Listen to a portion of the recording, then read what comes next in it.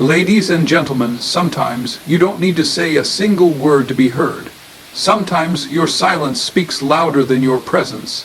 Day one, the moment you step away, he notices the emptiness. At first, it's just a pause in the usual rhythm. A missing message, a call that doesn't come. The mind brushes it off, thinking it's temporary. Ego whispers, she'll be back. Day two, day three, curiosity starts to rise. He wonders why things feel different. He opens old chats, rereads conversations, but still believes it's just a passing phase. By day seven, the silence starts to weigh on him. Questions begin to replace confidence. He replays memories like a film on repeat, the laughter, the arguments, the comfort of your presence. Suddenly, he feels the absence in the little things, the moments he once took for granted. The ego that once stood tall begins to bend under the weight of realization. He starts asking himself, was it something I did? Was I careless? Then comes day 30. A full month without you, that's when the truth becomes undeniable. It's no longer just a pause, it's a reality. He begins to understand that the space you once filled isn't easily replaced. Memories that once felt ordinary now seem priceless. The late night talks, the random jokes, the small gestures, he starts to miss what he thought was permanent. Absence forces self-reflection. He starts to see his own mistakes. He realizes that presence is a gift, not a guarantee. You see, disappearing isn't about revenge. It's about reclaiming your power. It's about showing that your worth does not depend on someone else's recognition. Sometimes the silence you create becomes the lesson they never expected to learn. So remember, walking away is not weakness. Sometimes it's the strongest thing you can do. And in that silence, they will think not just on day 1 or day 7, but even on day 30 and beyond. Day 1 is never just a date on the calendar. It's the very first breath he takes in a world where you are no longer within reach. At first, it doesn't feel real. He wakes up expecting the familiar, the usual message, the subtle presence, the routine that once seemed unshakable. But there is only silence, not the peaceful kind, but the kind that feels heavier than words. He checks his phone more times than he admits to himself, scrolling, refreshing, searching for a sign. There is none. The human mind hates sudden gaps. It tries to fill them quickly, to explain them away. Maybe she's busy. Maybe something came up. Ego tries to protect him, convincing him it's nothing serious, that the pause is temporary. Yet, as the hours crawl forward, the first cracks appear in that defense. It isn't just the absence of a voice. It's the vanishing of a rhythm he didn't know he had grown addicted to. He starts noticing the little things, how often he reached out without thinking, how many times he expected a reply, how much space you occupied in his ordinary day. Sudden absence has a strange way of magnifying presence. What was once taken for granted now stands out in sharp relief: the small laughs, the unplanned calls, the quiet comfort of knowing you were there. He feels the shock not in a single wave, but in ripples that spread with every hour of silence. It's a sensation of reaching for something that used to be solid, only to find empty air. He can't quite name the feeling, yet it's not full regret, not full longing, it's disbelief. The mind refusing to accept that what was constant can vanish overnight. And in that disbelief, a subtle unease begins to settle, the first seed of self-questioning. He tries to focus on work, on friends, on noise to drown the silence, but his thoughts keep circling back. He finds himself scrolling through old conversations, noticing things he once overlooked: words, emojis, tone. He starts to wonder whether there were signs he missed, moments that hinted at this withdrawal. Every hour of that first day stretches longer than usual, as if time itself has slowed down to make him feel the weight of your absence. Day 2 is not about loud grief, it's quieter, but somehow heavier. The world outside moves as it always has: cars pass, people talk, the sun rises without hesitation, but inside his mind there's a strange, aching hollowness. It's not the silence of peace, It's the silence that hums, like a room just after the music stops, the kind that makes your ears search for a sound that isn't coming. He unlocks his phone instinctively, almost every hour. Not because he expects a message, but because his fingers haven't yet learned that the familiar notification won't appear. The screen stares back blankly, as if mocking the habit that once felt natural. There's an odd stillness in the spaces where your presence used to live. Those quick replies that once arrived in seconds, the late-night voice notes, the simple good mornings all gone, leaving empty timestamps that stretch like open wounds. Silence has a texture. It's not invisible. It presses against the mind. In the first few days, he notices how often he used to reach out not for anything important, just for the comfort of knowing you were on the other end. Now, every time he thinks of something funny, a random thought, or a small worry, he catches himself mid-motion, the instinct to share still there, but with nowhere to go. He scrolls through old conversations late at night. Not to read the words, he knows them by heart, but to remember the rhythm, the way the bubbles appeared, the pauses, the quick bursts of laughter. It's strange how he never realized that the chatter, the messages, the backhand forth were not just exchanges of words, they were proof of connection, proof that someone cared enough to respond. Without that, the silence feels alive. It sits in his chest, moves into the spaces between his thoughts, follows him to bed. It's in the moments when he unlocks his phone before sleep and finds nothing new, in the mornings when his notifications are all from strangers or work, but not from you. And that silence begins to ask questions of its own. Why is it so quiet? What did he miss? What shifted so subtly that he didn't see it coming? He doesn't say it out loud, but he starts hearing his own thoughts in that silence, thoughts he had been too distracted to confront before. The absence of your voice becomes a mirror that reflects back everything he once ignored. The tone in old arguments, the way he brushed off concerns, the moments he thought were trivial but were not. The silence becomes louder at night. It's almost like a hum beneath the skin, something you can't shake off. He tries to fill it with music, with scrolling, with noise, but none of it lasts, because the silence is not around him, it's inside him now. It's in the way he hesitates to send a message he knows won't be answered. It's in the way he opens the app, scrolls, and closes it again. It's in the pauses that never get filled, in the jokes that never get shared, in the thoughts that stay locked behind his lips. And as the days slide forward, the silence doesn't go away, it only grows more defined, more present. He begins to realize that silence, more than words, can leave the deepest mark. Change rarely arrives like a storm. It creeps in quietly, as if testing the edges of his world. Yet the mind, it hates it. It clings to old patterns as if they are the only proof that life is still intact. By the third day, and even the days that follow, he starts to feel that strange inner tug-of-war. A part of him keeps reaching for the old rhythm, the predictable good morning ping, the tiny check-ins, the unplanned calls. But the other part of him is forced to face the void that has replaced it. The human mind is wired for routine. It builds pathways around the familiar. Your presence was one of those well-worn paths, a road his thoughts could travel without effort. Now, with that path suddenly gone, the mind stumbles, as if walking in the dark where a bridge used to be. He wakes up at the usual hour, and almost out of habit reaches for his phone, the muscle memory still there only to find the same blank screen. A flicker of annoyance rises, then confusion, then a quiet ache he tries to push away. He tells himself it's fine, that he's above it, that he doesn't need to feel the gap. But the mind refuses to agree.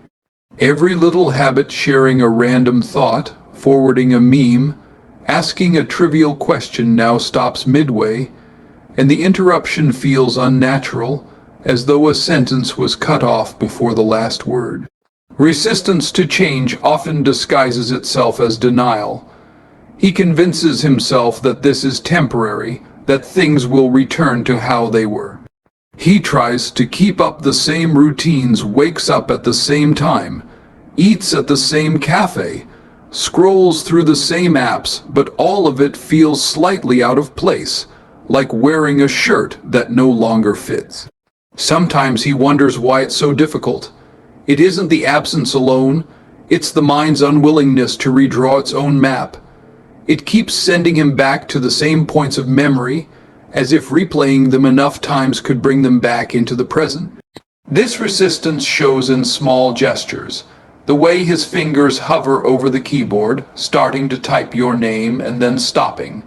The way he still looks for your reactions in places where you are no longer present. The way he opens a message thread and just stares at it, as though sheer focus could make it light up again. Even in conversations with friends, there's a delay, not because he doesn't hear them, but because his mind keeps wandering back to the pattern it has lost. It's like a melody that once played in the background of every ordinary day. Now, with it gone, everything else sounds slightly off. He doesn't call it grief. He doesn't even call it missing you. But the resistance sits inside him like a slow, quiet weight, refusing to let the present replace the past. At night, it's worse. The mind, free from daytime distractions, returns to its stubborn refusal. It keeps showing him the old images. The way you used to respond almost instantly, the late night exchanges that once felt endless, the small, unremarkable routines that now seem extraordinary only because they're gone. And as the days blend one into another, the mind continues to resist, holding on to the shape of what was, unwilling to reshape itself for what is. Curiosity is often quiet at first. It doesn't arrive with alarm bells. It creeps in like a shadow, a soft whisper at the edge of his thoughts. By the fourth day, sometimes even earlier, that whisper grows persistent. It's not yet regret, not even full concern. It's the unsettled itch of not knowing. He starts asking himself small questions that seem harmless. Maybe she's busy. Maybe she's just taking time for herself. But curiosity is never satisfied with easy answers. It keeps asking the same thing in a slightly different way. But why so long? Why no sign at all? The mind hates uncertainty. It craves explanations the way a locked door craves a key.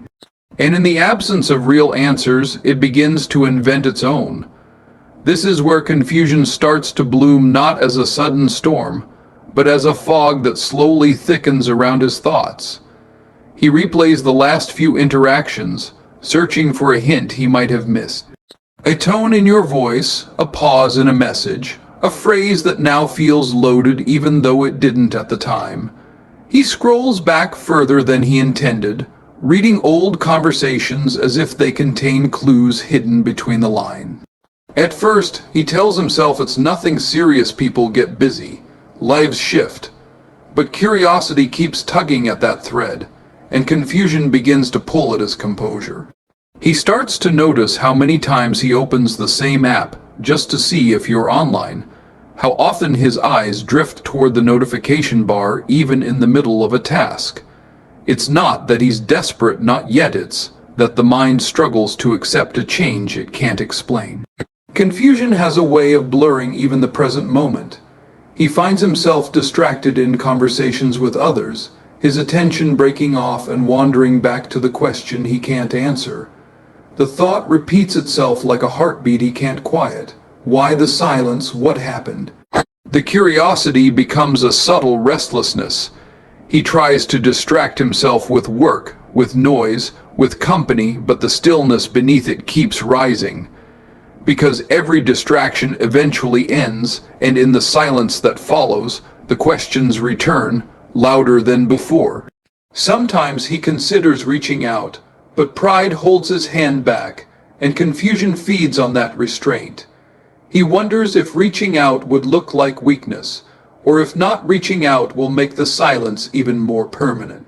The mind loops between these two poles, wanting answers but refusing to ask for them, searching for signs but pretending not to care.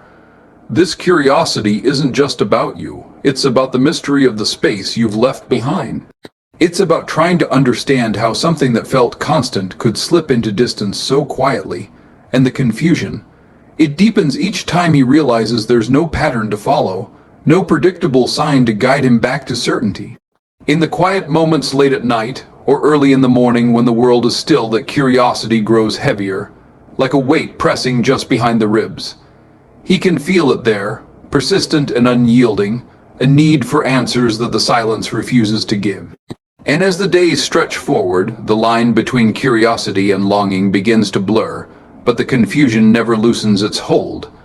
The mind wonders, but the ego protests. If curiosity is a whisper, ego is a voice that demands to be heard. It doesn't ask gentle questions, it challenges, it resists, it argues. By the fifth day, sometimes sooner, sometimes later, the ego begins to rise like a tide. It refuses to accept that someone could simply step out of his orbit. It tells him no one walks away without a reason, no one disappears from you, not you. But the silence doesn't bend to ego. It just sits there, unshaken, refusing to explain itself. The ego hates that most of all. It thrives on being chosen, being acknowledged, being needed. Absence feels like rejection, and rejection is a language the ego cannot understand without twisting it into blame. So it begins to rewrite the story. It tells him that maybe you left to provoke him, to seek attention, to test his patience. It whispers that you'll return, because surely you'll realize what you've walked away from. Yet in the quiet hours, when the ego isn't loud enough to drown out thought, doubt creeps in. A different voice asks, what if you pushed too far? What if it wasn't about her wanting to leave, but about you giving her a reason to go? That question stings, so the ego pushes it away, replacing it with pride again. No, I was good enough. I didn't do anything wrong. She overreacted. But pride is brittle. It cracks under the weight of unanswered silence. Every day without a word, every night without a sign, chips away at the certainty the ego clings to. The struggle begins to show in small, unguarded moments. He scrolls through his phone, noticing the absence of your name at the top of his chat list. He looks at photos, not to reminisce, but to reassure himself that the connection was once real, that he wasn't imagining the closeness. The ego doesn't like to admit vulnerability. It wants to believe he can move on effortlessly, that your absence doesn't matter as much as it does. So he laughs a little louder with friends, posts things that seem carefree, acts as though he's unbothered. But when the crowd is gone and the noise settles, the truth creeps back in. It isn't just your disappearance that unsettles him. It's the dent it leaves in his cell. Image the realization that he wasn't untouchable, that someone could step away without seeking his permission or approval. The ego feeds on recognition, and when that recognition is withdrawn, it starts to question its own worth. Not out loud, never out loud, but in the quiet, where thoughts echo with no one to silence them. Sometimes he rewrites the story again, convincing himself that he let you go, that it was his choice all along. It's easier for the ego to believe in control, even if it's an illusion. And yet, late at night, when the facade of indifference falls away, the questions return. They press against the pride, slipping through the cracks of every excuse. Why did she leave? Was it something I did, or something I failed to do? Was there a moment I could have changed everything, but didn't notice until it was too late? The ego tries to silence those thoughts with anger, but anger burns out quickly, leaving only the ache beneath. And as the days unfold, the battle between ego and truth goes on, one side desperate to hold on to its image of strength, the other quietly aware that something precious slipped through its fingers. Realization never arrives like thunder. It comes in fragments small, almost invisible at first, like drops of water falling on stone. It takes time before those drops carve a mark deep enough to notice. In the early days, he avoids it. It's easier to believe that you disappeared because of something external: timing, mood, misunderstanding, anything but his own choices. Admitting fault feels like surrender, and surrender is something the ego resists with every breath. But silence is patient. It waits in the background, letting the days peel away his excuses one by one. The first hints come as fleeting thoughts. Maybe in the middle of a conversation with a friend, when someone mentions a story that reminds him of you, and suddenly there's a flicker, a memory of a time he brushed off your words, dismissed your feelings, or ignored a quiet request. He tells himself it was nothing, but the thought lingers, hovering at the edge of his mind like an unfinished sentence. Then, at random moments while scrolling through old messages, watching others interact, or simply sitting alone in the soft quiet of the evening, he remembers the tone he used during arguments, the casualness in his responses when you were being vulnerable, the small acts of care you offered that he treated as routine. Each recollection lands softly, but carries a weight that grows heavier over time. It's not a sudden crash of guilt, it's a slow, persistent awareness that something was mishandled, that pieces of what was shared were chipped away not by accident, but by his own hand. This realization doesn't come with a single moment of clarity. It creeps in like light slipping through a cracked door, showing the outlines of things he hadn't wanted to see.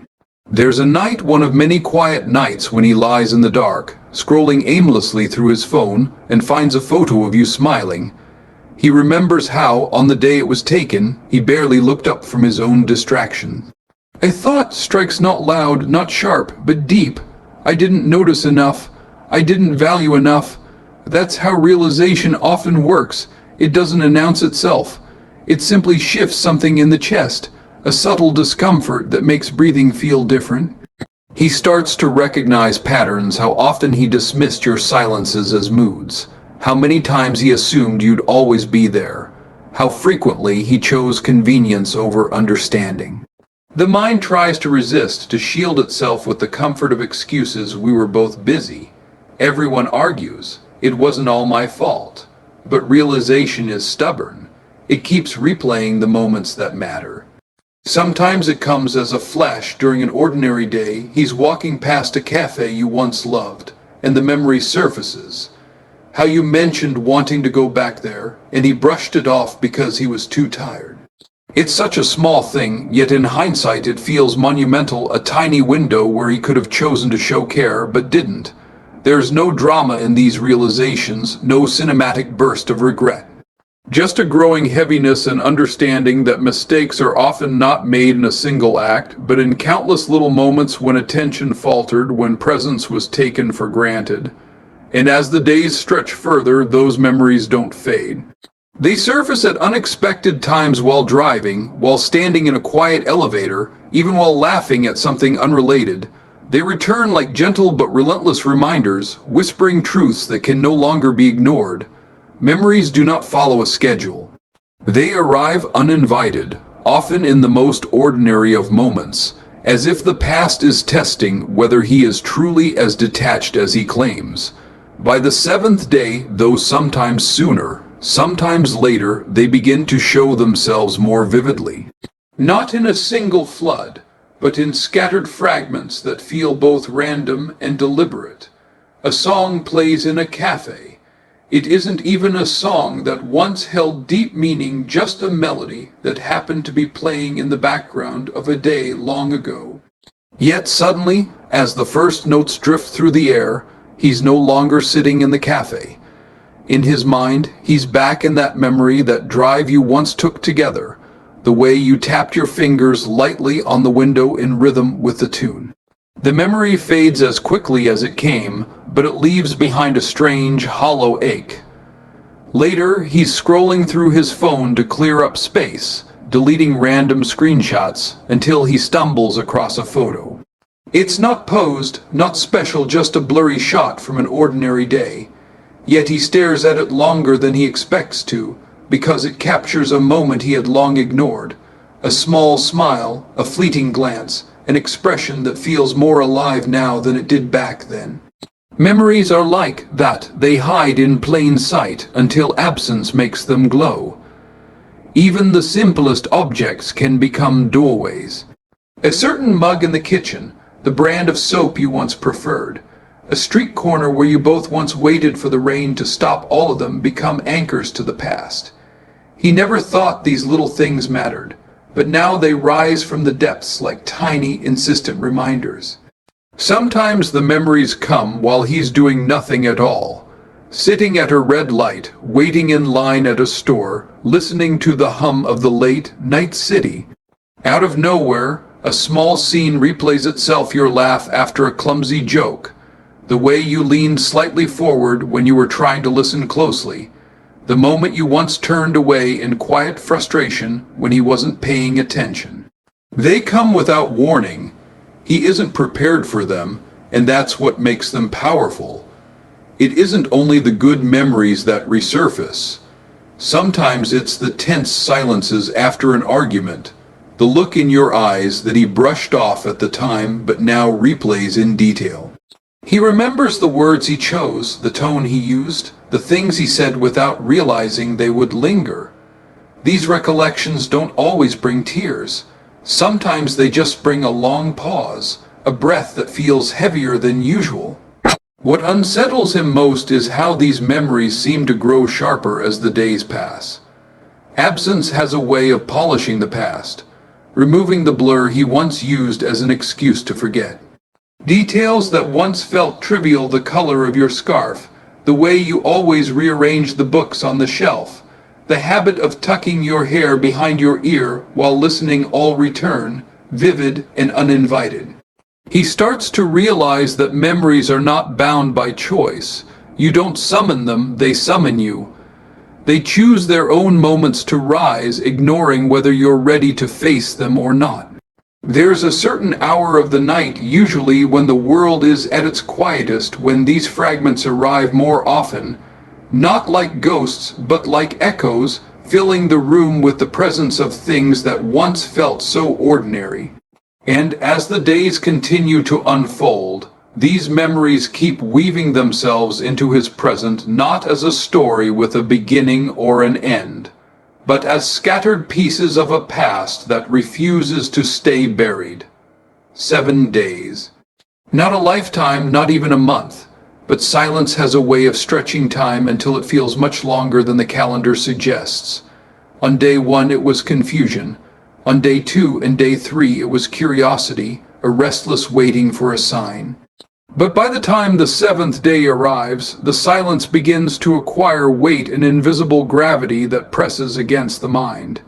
It no longer feels like someone is simply busy. It begins to feel like a presence of its own, a quiet thing that moves through the house, sits beside him when he eats, follows him as he goes about his routines.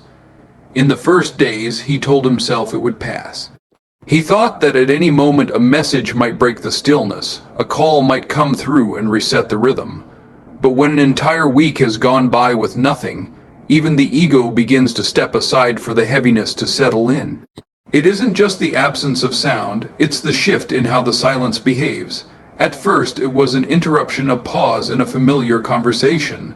Now it feels like a wall has been built between two worlds, one where he is and one where you once were. He notices it in the mornings when he unlocks his phone and no longer expects to see your name at the top of the notifications. That absence, repeated enough times, becomes a pattern. Patterns carry their own kind of weight. He feels it in the evenings too, when the day has exhausted its distractions and the mind starts to wander. The hours before sleep seem longer than the rest. The silence fills them like water slowly rising in a room. It is strange how, by the 7th day, silence begins to sound like something. Not an actual noise, but a pressure behind the ears, a humming awareness that something is missing. He notices how the small things, the way you once said good night, The way you'd ask a pointless question in the middle of the day have left gaps in the rhythm of his life. He didn't think such little gestures could leave echoes, but now the lack of them makes the days feel incomplete. Even when he tries to be busy surrounding himself with friends, filling his time with work, turning up the music a little louder, the heaviness doesn't lift. It waits for the quiet moments to return. By the seventh day, the questions begin to shift too. No longer simple curiosity, but an unsettling wondering, is this the new reality? Is this silence permanent? That thought doesn't come with panic, but with a slow, heavy pull in the chest. He starts to remember the last words exchanged between you. Were they harsh? Were they too casual? Did they leave an unfinished edge? He replays them, not because they hold all the answers, but because they are the last bridge that still connects the present to the past. In the daylight, he can almost keep the weight at bay, but as night approaches it grows denser, like the air before a storm. The darkness gives silence more room to expand, and in that expansion, the heaviness becomes almost physical. By day 7, the silence has become a presence he can't outrun. It sits quietly on the edge of his thoughts, not demanding attention, but never stepping aside either. It's in the way he stops mid-sentence while talking to friends, realizing that he almost mentioned your name. It's in the way he scrolls through his phone at midnight, not searching for anything in particular, just staring at the same blank spaces where your words used to appear. And as the days continue, the heaviness doesn't lift, it grows roots, settling deeper into the places that once felt untouched by absence. 9 days, a strange number, not quite 2 weeks, yet far enough from the first day for the mind to start seeing patterns. The first few days were confusion. Then came the questions, the restless checking of the phone, the waiting for a sign. By day 7, the silence had grown heavy. Now, on day 9, something shifts. It isn't a loud shift. No big event announces it. It's more like a subtle click, like a door being pushed by the wind until the latch catches. He wakes up in the morning and realizes he no longer reaches for his phone right away. Not because he has stopped thinking about you, but because his mind has begun to accept almost reluctantly that the message he was hoping for isn't there. That realization is not relief. It isn't even sadness in the usual way. It is closer to the sensation of discovering that a favorite song has stopped playing in the background. You don't notice exactly when it stopped, but you feel the emptiness that follows. On day 9, he begins to notice the small rituals that once revolved around your presence. How he used to draft little notes in the middle of the day, how he would screenshot something funny to send to you later, how he would shape his evenings around the possibility of your call. Now those rituals hang loose like ropes cut from their anchor. He starts to realize that the silence is not temporary, that maybe it isn't just a pause, that maybe it is the new baseline of life. This recognition creeps in quietly while he brushes his teeth, while standing at the traffic light, while reaching for a mug that still reminds him of a morning long gone. The heaviness that built up on day 7 does not vanish. It shifts its weight. It stops feeling like a question and starts feeling like a presence that has claimed its place. On day 9, he becomes aware of the stories he had been telling himself, that you were just busy, that you needed time, that the pause was momentary. Each story falls away one by one like autumn leaves slipping from a branch. He notices the little betrayals of his own mind, how he still types your name in the search bar out of habit, how he still thinks of sharing a thought with you before remembering that there is no one to send it to, how he stops himself mid-gesture, caught between what used to be and what now is. This is the day when the silence stops being an absence and begins to feel like a mirror that reflects back not just his longing, but also his part in the story, the things he said or didn't say, the moments he held back, the assumptions he made. Day 9 is the day when memories start to surface uninvited. Not just the bright, cinematic ones, but the quieter, almost trivial fragments. A glance exchanged across a room, a half-finished sentence. The way you used to walk ahead and then slow down without realizing. These fragments don't bring clarity, they bring texture. They make the realization less abstract, more embodied. He may sit in a crowded cafe, staring at the steam rising from a cup of tea, and suddenly recall the way you used to stir your drink absent-mindedly while listening. The memory doesn't demand attention. It simply lingers, like the faint trace of a scent that cannot be named. 9 days of silence has not yet turned into acceptance. It is not closure. It is the quiet dawning of awareness that things are shifting beneath the surface, that the old rhythm may not return, that something unspoken has changed the shape of his days. And as this realization stretches out before him, he senses that it isn't finished forming. It still moves like a shadow underwater, showing itself in fragments, retreating, returning, never quite revealing its full outline. By the 10th day, the silence has stopped feeling like an interruption. It has become a landscape, a wide, still expanse in which the hours pass without sound, and every step he takes seems to echo a little more than it used to. Day 10 carries with it a different kind of restlessness. Not the frantic, questioning kind of the first few days, but a slower, more deliberate urge, the urge to look for something, anything, that proves you were once there. He doesn't call it searching at first. It starts as a series of small, almost casual gestures. He picks up his phone and scrolls back through the old messages, not the recent ones, because there aren't any but the ones from weeks, months, even years ago. The messages are still there, but they don't read the same way anymore. He notices the way certain words look softer now, how a short reply he once ignored now feels like a hidden thread. How a single emoji can carry a weight he didn't recognize when you sent it. From the messages, he drifts to the photographs. Some are ordinary snapshots, a street corner, a meal, a blurry picture of the sky. But in each of them he searches for a trace, something that tells him that the connection he remembers wasn't just imagined. A shadow at the edge of a frame, a reflection in a window, the way the light falls on a table where you once sat, each small detail becomes a kind of proof. He opens social media not to reach out, but to look for signs that you are still moving somewhere in the world. A new post, a change in a profile picture, a song added to a playlist, every small update becomes a piece of evidence that life goes on, even when it no longer includes him. In the quiet moments, he begins to notice how searching for traces is less about finding you and more about confirming that what he felt was real. It's as if he needs to anchor the memories before they drift too far into the haze of time. Day 10 is when the search moves beyond the digital. He catches himself walking past places without meaning to, a particular cafe, a street corner near the old bookstore, the park bench where a long conversation once unfolded.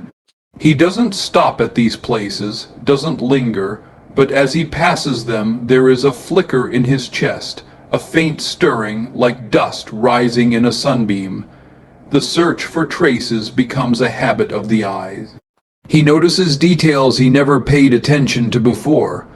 A familiar pattern in the tiles of a shop's floor, the echo of laughter from a group that walks past, the way a certain scent of rain on pavement pulls an old memory to the surface.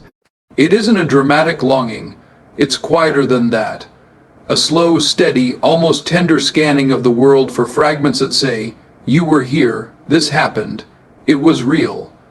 Even as he searches, he knows that finding these traces won't fill the absence.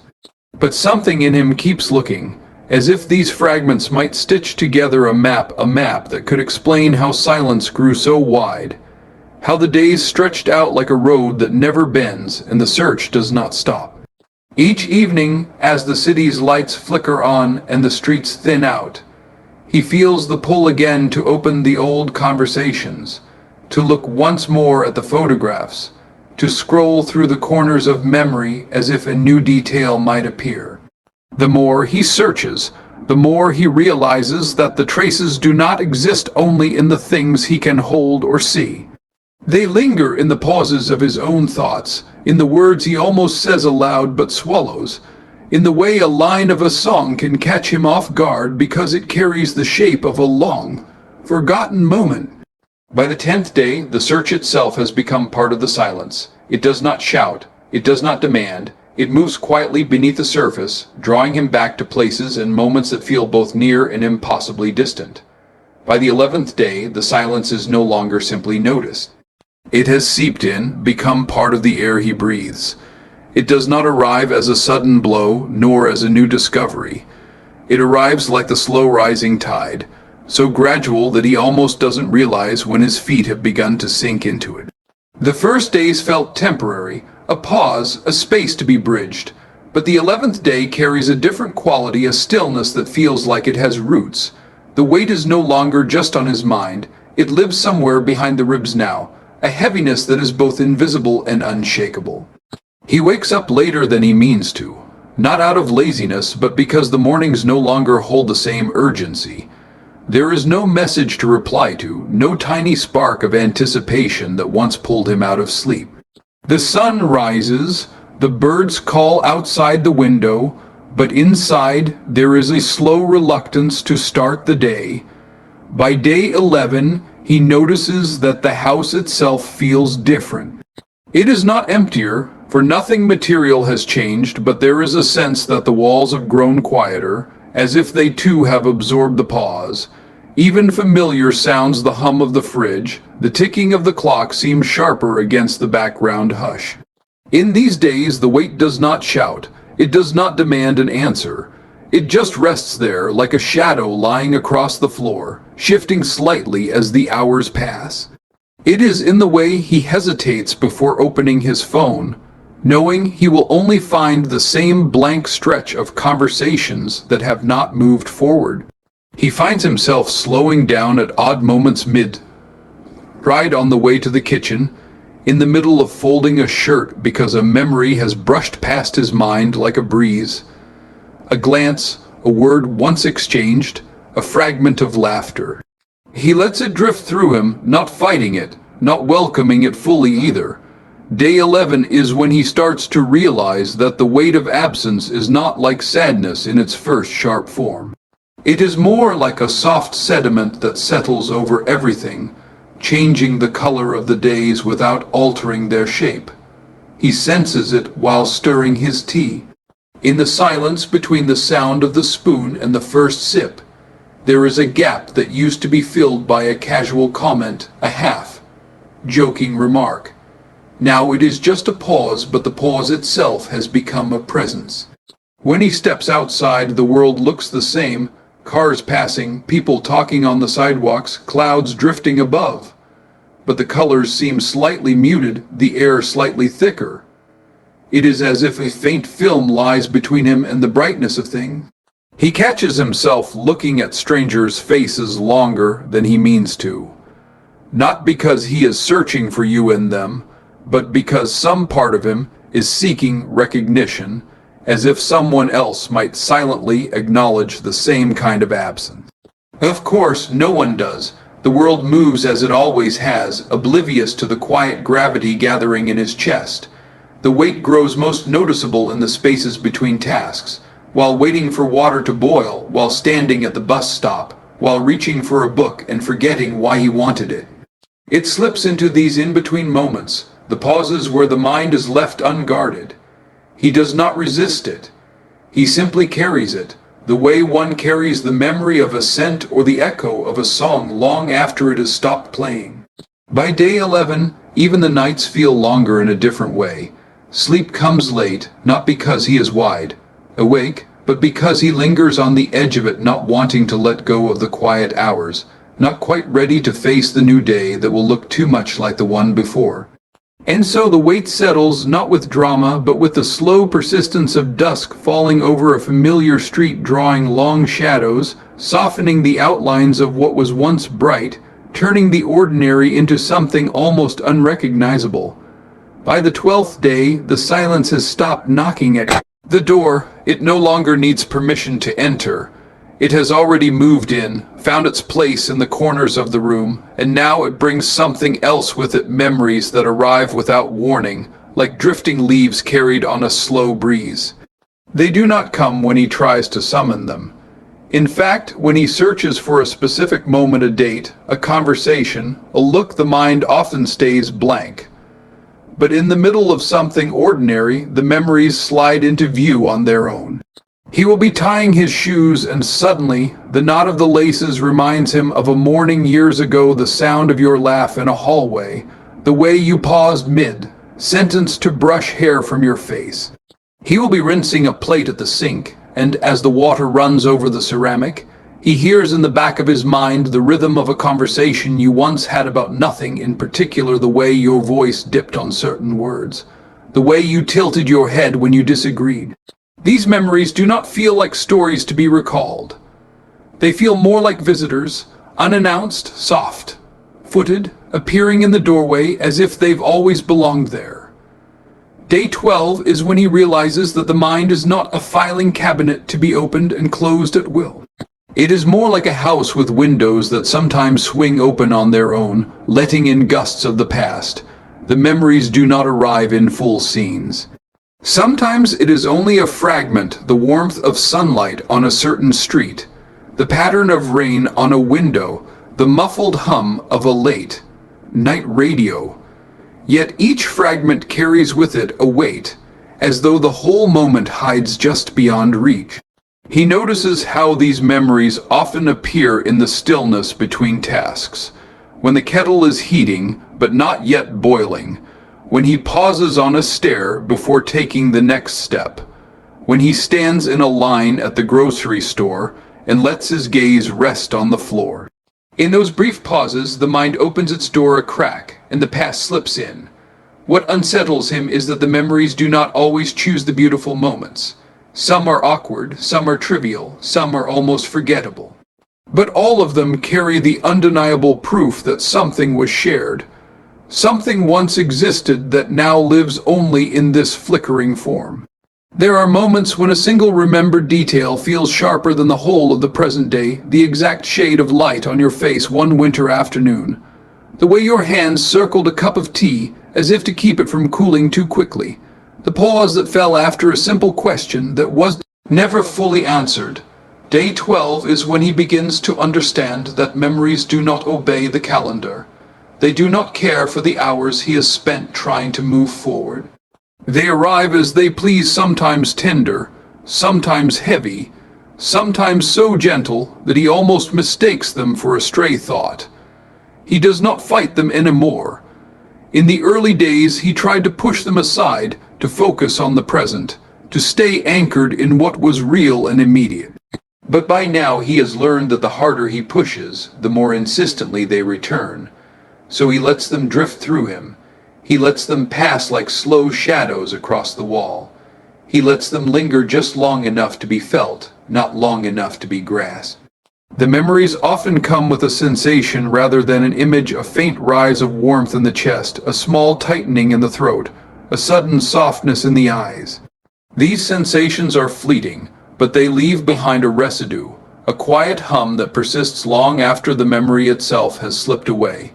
At night, the memories gather more easily.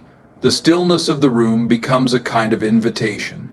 He lies awake, not restless but not asleep either, and finds that the dark ceiling above him sometimes feels like a screen onto which brief, delicate moments are projected, a glance exchanged in a doorway, the curve of a sentence that ended in laughter, the weight of a hand resting for an instant on his shoulder. By the 12th day, he understands that memories are not obedient guests. They arrive at their own pace, leave when they wish, return in different forms. They do not wait for the right time. They do not ask whether he is ready. They appear because the silence has made space for them. And as they continue to come and go, they begin to weave themselves into the fabric of his days, threading the present with strands of what once was, blurring the boundary between remembering and simply being. By the 13th day, the silence has already woven itself into the fabric of his routine. It is no longer a surprise to wake up to an empty screen, to pass the hours without hearing your voice. But something different begins to move beneath that calm surface, a slow, persistent stirring that rises like a ripple in still water. It is not the sharp ache of the early days. It is not the heavy, steady weight of the middle days. It is lighter, yet somehow more unsettling, the creeping presence of possibility. The questions do not arrive all at once. They seep in at the edges of ordinary moments, while he stands in line for coffee, while he waits for the elevator doors to open, while he scrolls through a news feed without really seeing the words. A quiet voice at the back of his mind begins to ask, what if I had said something different that day? What if I had noticed the small things sooner? What if I had stayed a little longer instead of walking away? What if? The what-ifs do not accuse him outright. They do not shout or demand. They simply linger, hovering in the air like faint mist, turning the present moment slightly translucent so that he begins to see the outline of other possibilities beneath it. Sometimes they come as whole imagined scenes. He will be washing a glass and suddenly picture a different version of that last conversation, not the one that actually happened, but one where the words came out softer, where the tone was a little less sharp, where a single sentence shifted the path of everything that followed. At other times, the what-ifs arrive as fleeting gestures, a smile that could have been held a little longer, a silence that could have been broken, a question that could have been asked before it was too late. Tiny, almost invisible hinges on which entire days might have turned differently. Day 13 is when he begins to notice how much space these imagined versions of the past occupy. They slide between the lines of his thoughts, unnoticed at first, then gathering like fine dust on every surface. He does not resist them. There is a strange, fragile comfort in revisiting the past not as it was, but as it might have been. It allows him to sit with moments that otherwise feel too distant, to hold them again, to run his fingers over their edges as though they might still be reshaped. Sometimes the what-ifs extend forward instead of back. Not just, what if I had done things differently, but also, what if this silence is not permanent? What if tomorrow brings a message? What if the story is only paused, not ended? These forward-facing questions are softer than hope, gentler than expectation. They drift in like daydreams, images of unexpected meetings, of words spoken at last after long waiting, of small, ordinary gestures that could open a door again. But the mind does not linger on any single what-if for long. It moves from one to another like someone pacing in a quiet room, touching each possibility with the tips of the fingers before moving on. He notices how the what-ifs change the way he sees even the most mundane things. The sight of a bench on a familiar street corner no longer belongs only to the present. It carries the shadow of a possibility, the thought of sitting there together instead of passing it by alone. Day 13 is not about regret in the heavy, final sense. It is about that subtle ache that comes from glimpsing the edges of paths not taken, the realization that the past is fixed, but the mind remains free to redraw it in endless variations. At night, when the room is dark and the day's distractions have thinned out, the what-ifs gather more thickly. They do not disturb him in the way nightmares do. They hover, soft and persistent, like a faint glow behind closed eyelid scenes that play out almost tenderly. Each one a version of how things might have unfolded if just one small choice had been different. By the 13th day, the mind begins to understand that there is no final answer to these questions.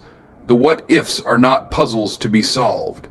They are the shadows cast by the light of memory, shifting as the hours pass, sometimes stretching longer, sometimes fading into near invisibility, always ready to appear again when the silence grows deep enough.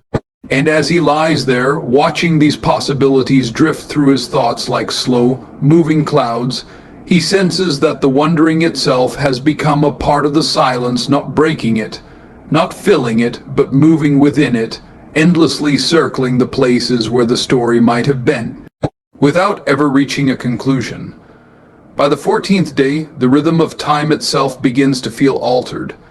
The daylight hours still have their noise, the shuffle of people going about their business, the weight of routine tasks, the hum of distant traffic, the phone's occasional vibration. But as the sun lowers and the streets start to empty, the air around him thickens with a kind of stillness that feels almost deliberate, as though the world is slowly dimming the lights, not just outside the window, but within his own thoughts. In the first few days, the nights were merely longer. Now, by the end of 2 full weeks, they have become a different country, a place where everything familiar looks slightly changed, as though the walls have drawn closer, as though the shadows know more than they reveal. He notices the transition each evening, how the city's sounds recede as if they are being pulled back by some invisible tide. The muted roar of distant roads, the occasional call of a vendor, the laughter from a passing group all fade one by one, until there is only the faint ticking of the clock and the steady hum of his own breathing. It is in this deepening hush that the quiet of the nights begins to feel heavier than the quiet of the days. The daylight distracts with movement. The night leaves space for thoughts to stretch out. The absence that seemed manageable in the brightness of afternoon grows larger when framed by the dark, like a shadow cast by a single street lamp that reaches farther than it should. On day 14, he finds himself pausing often before turning off the last light. Not out of fear, but because the moment between the soft glow of the lamp and the darkness that follows carries a strange weight. The click of the switch seems to release something in the room, a silence that has been waiting just behind the thin curtain of sound. Sometimes he sits in the half, light longer than necessary, watching the slow way the last traces of daylight slip off the edge of the table. How the objects in the room, the chair, the worn notebook, the cup near his elbow seem to draw closer to each other in the growing dark, as if they are listening. He notices that the nights change his sense of distance. During the day, the gap between now and the time before the silence feels like a straight line. At night, it feels more like an open field, wide and unmeasured, stretching somewhere beyond his sight. The clock's hands move, but the minutes seem reluctant to follow. Even small sounds, a car door closing far away, the creak of the house settling, the soft scrape of his own sleeve against the fabric of the chair, seem amplified against the stillness. By the second week, the nights begin to bring with them not just memory, but something quieter still, the sense of waiting without knowing what is being waited for. It is not expectation, not quite hope, and not entirely resignation. It is simply the awareness of space, of a pause that seems to stretch farther than it should, as if it has no natural border. He sometimes lies down without turning off the small lamp beside the bed, not because he needs the light to see, but because the soft circle it throws on the wall feels like a companion, a faint presence that makes the rest of the darkness less dense. He notices that his breathing slows differently at night, as though it wants to match the slower rhythm of the quiet around him. The mind begins to wander in long, unhurried arcs, circling back to old conversations, then slipping forward into imagined ones, never staying anywhere for long. In those hours before sleep, the quiet does not press against him like it did in the first week. It sits near him, patient, as though it is willing to wait for as long as he chooses to keep it company. By day 14, he has begun to understand that the night carries its own kind of silence, not merely the absence of noise, but a space that seems to deepen with each passing hour, inviting the mind to drift farther inward, to places where the past and the present lie so close together that they almost blur. And as the night stretches on, the quiet seems to fold itself around him, like a tide that rises so slowly he can't quite tell where the shore once was, or whether the tide has finished rising at all. By the 30th day, the calendar no longer feels like a measure of progress. The squares on the page have been crossed out one after another, but instead of forming a trail that leads anywhere, they feel like scattered footprints in sand clear in shape, yet going nowhere certain. At first he had counted the days as if they were steps on a staircase, one step away from the first shock, another step closer to something that would explain itself. But by day 30 he begins to sense that time is not carrying him forward so much as it is circling him. It moves on the clock, it changes the light outside the window, it shifts the air from cool dawn to warm noon to soft twilight. Yet inside the mind it often feels as if it has been standing in the same place for far longer than a month. The first week had a sharpness to it. Every morning came with a jolt of remembering that tiny, involuntary pause when the mind wakes before the heart does. The second week settled into a quieter ache, as if the body had begun to understand what the mind kept trying to resist. By the third week, the hours had begun to slide past each other, like slow water flowing between stones. Now, at the end of the fourth week, he notices that the days arrive without announcement. He has stopped marking them. He sometimes realizes halfway through the afternoon that he has forgotten which day of the week it is. He recognizes the date only when he happens to glance at the corner of a screen or the small page of the calendar pinned to the wall. There is a strange weight to the time that has passed, not heavy like a stone that pins him down, but heavy like the air just before a summer rain, dense and expectant. The weight is not in the events themselves, but in their absence. It is in the spaces where a message could have appeared but didn't, in the empty chair at the table, in the way the hallway feels slightly longer when he walks it at night. What he thought would fade with time has instead taken on a slower, deeper tone. The initial rush of questions, the restless turning over of what was said, what was left unsaid, what could have been different has thinned out, but it has not disappeared. It has settled at the bottom like silt in still water, not visible at a glance yet always there, ready to stir with the slightest movement of thought. On day 30 he finds that the mornings have become the strangest part of the day. The nights are quiet and familiar in their stillness. The afternoons hold the distraction of work, the low hum of routine. But the early hour when the first light touches the edges of the curtains feels suspended, like the brief moment between a held breath and an exhale. He sometimes lies there listening to the faint sounds outside a neighbor's door closing, the call of a distant bird, the low rumble of the first bus passing down the street, and feels as though the world is gently reminding him that time has not stopped, that it has been 30 days, that it will keep moving. He thinks less now about the disappearance itself, and more about the nature of the space it has left. At the beginning it felt like a wound, now it feels more like a quiet room whose door stands open. Some days he steps into that room without meaning to, drawn by a memory that drifts across his mind like a fragment of a song. Other days he walks past the doorway without looking in, aware of it but unwilling to pause. He notices how memory behaves differently after 30 days. It is less sharp at the edges, less urgent, but sometimes more vivid in detail. A certain angle of sunlight falling across the kitchen table will pull forward a moment he hadn't thought about in weeks.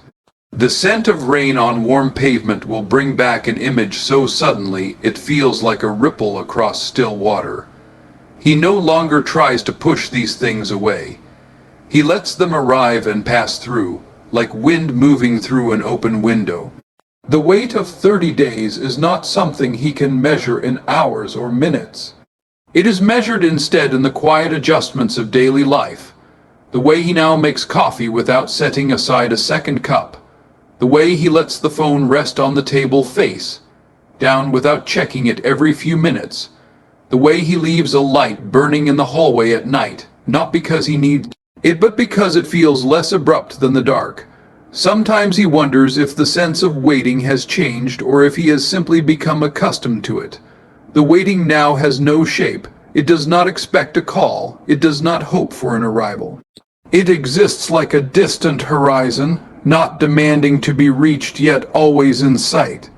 And as the 30th day leans into evening, as the last of the daylight drains away and the room takes on that soft gray between light and dark, he sits for a while in the growing hush, listening without trying to listen, feeling the slow, quiet pulse of time passing, not fast enough to sweep him forward, not slow enough to let him step out of it, just steady, like the faint breath of a tide that never quite retreats, never quite arrives. And so, after all the days have folded into weeks and the weeks into a month, he begins to understand that disappearing is not just about absence. It is about the space it leaves behind, a space where echoes become teachers, where silence holds its own language. He realizes that the journey was never about her presence or her leaving. It was about the way time shapes the heart when it is left to face itself. The first day shook him. The 7th made him restless. The 30th taught him that sometimes the loudest answer is found in the quiet that remains. In that quiet, he finally stops counting the days. He lets the calendar hang untouched on the wall, and for the first time he looks not back at the door that closed, nor ahead at the one that might open, but inward, and in that stillness, he discovers that the truest change was never in the one who disappeared. It was in the one who stayed behind to learn what it means to keep living, even in the echo of silence.